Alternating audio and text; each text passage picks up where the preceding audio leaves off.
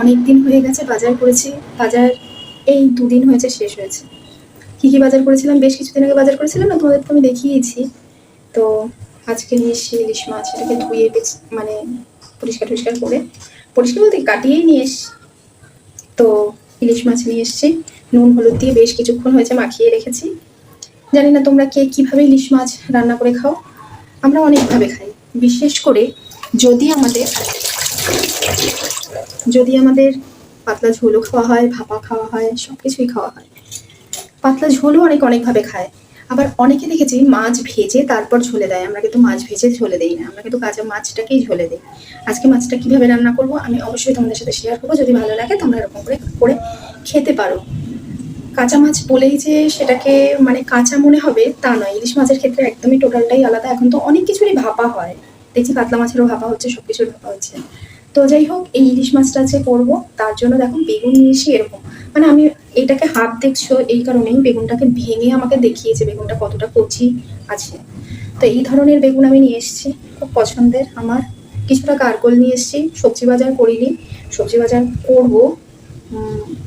যেদিনকে সবজি করবো সবজিই করবো। সে আজকে শুধুই মাছ আনতে গেছিলাম, কিন্তু ইলিশ আর লোটে ছাড়া আমি আর কিছু নিয়ে আসিনি। অন্য কিছু আনার ইচ্ছে ছিল কিন্তু আনিনি। আর এই যে আলু আর একটা কারকোল ভাজা করবো। আজকে আমি খাবো না, আজকে বাড়ির অন্যরা খাবে।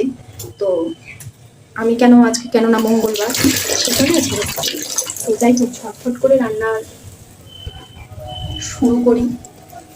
অনেকটা বেলা হয়ে গেছে, আগে রান্নার প্রিপারেশনটা করে নিই, তারপরে কি কি মশলা দিচ্ছি অবশ্যই তোমাদের সাথে শেয়ার করছি। এখানে আলু বেগুনটা কেটে নিয়েছি, কিন্তু একবারে আমি আলু বেগুন ভাজবো না। আর এখানে দিয়ে নিয়েছি কড়াইতে এই পরিমাণ তেল, খুব বেশিও না খুব কমও না। কড়াইয়ের তেল অলমোস্ট গরম হয়ে গেছে, ভালো রকমভাবে ধোয়া উঠছে। ঠিক এই মুহূর্তে আমি বেগুনগুলোকে আগে ছাড়বো। ভালো করে বেগুনগুলোকে ভেজে নিতে হবে। কালো কুটকুট করে ভাজা হয়নি, বেশ সুন্দর ফ্রেশ দেখাচ্ছে বেগুনগুলো, কিন্তু অলরেডি ভাজা হয়েছে, সুন্দরভাবে ভাজা হয়েছে। মানে একটা কুচকুচে কালো যে ব্যাপারটা সেটা হয়নি। আর এবার করব কি, এবার এই তেলটার মধ্যেই দিয়ে দিলাম কালো জিরা।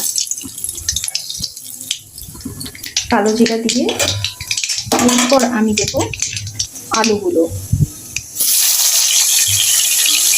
আলুগুলো ভালো করে ভাজা হতে থাক, ততক্ষণ আমি একটু মশলাটা করে নিয়ে আসি। কী মশলা দিচ্ছি সেটা আমি দেখাচ্ছি।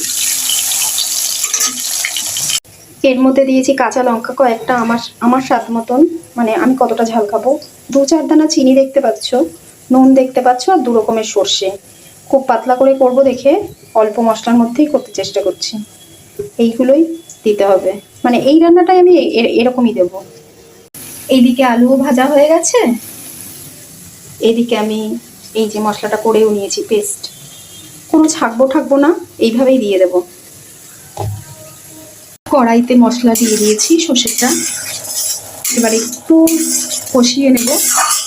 এই বাটনাটাকে যদি তুমি একটু 10 মিনিট থিতিয়ে মিক্সির মধ্যেই রাখতে পারো, তাহলে কিন্তু এর যে একটা টিটকুরি ভাব সেটা কিন্তু চলে যাবে। আমার কিন্তু সময় নেই বলে আমি রাখতে পারলাম না, ব্যাপারটা কেমন হবে জানি না, যারা খাবে তারা বুঝতে পারবে। কষে ঠিক এরকম পর্যায়ে আসলে তবেই মাছগুলো ছাড়বে। ওই যে দেখো পাশ থেকে তেল উঠে গেছে, মাছগুলো দিয়ে দিই।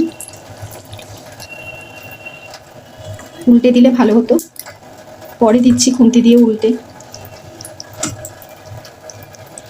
এক হাত দিয়ে সম্ভব না। এবার আস্তে আস্তে একটু উল্টে দিই সব মাছগুলো।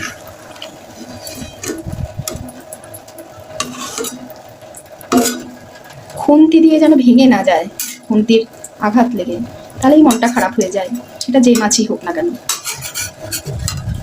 এই ঠিক করে উল্টা, সব মাছই উল্টে গেছে। আর ভেতরটাকে আর এটাকে উল্টানোর দরকার নেই, এখানে মশলার মধ্যে বেশও সুন্দরভাবে বসে গেছে। এবার একটু কষে আসলে তারপরে জল দিয়ে দেবো, গরম জল অবশ্যই। তোমরা অনেকেই জিজ্ঞেস করেছো যে তুমি যে রান্নায় বলো পিটুলি দাও, সেই পিটুলিটা কি। দেখো, ঝোলটা পাতলা হলেও যেন জল কাটা না লাগে দেখতে, জল দিয়েই তো ঝোলটা হয়, বেশ একটা সুন্দর ব্যাপারটা থাকে থিকনেসটা। তার জন্য আমি এই পিটুলিটা ব্যবহার করি। এটা আটা দিয়ে জল দিয়ে একটু গুলিয়ে নামানোর আগে দিয়ে ভালো করে ফুটিয়ে নিই। এটাই হলো সেই পিটুলি। তো পাতলাই যেহেতু করবো, এটা আটা দিয়ে গুলিয়ে, যে কেউ আলু দিয়ে আলু গুলিয়ে দেয় ঝোলের মধ্যে, আমি সেটা করি না, আমি এরকমই করি। আলটিমেটলি ঝোলটা দেখতে কেমন লাগছে আমাকে জানিও। এরকমভাবে কারা কারা খাও আমাকে একটু বলো, আর কে কেমনভাবে খাও সেটাও আমাকে জানিও, আমি ট্রাই করব। এরকম একটা দেখালাম, আবার যখন ইলিশ মাছ আনবো তখন আবার অন্যরকমভাবে একটু দেখাবো।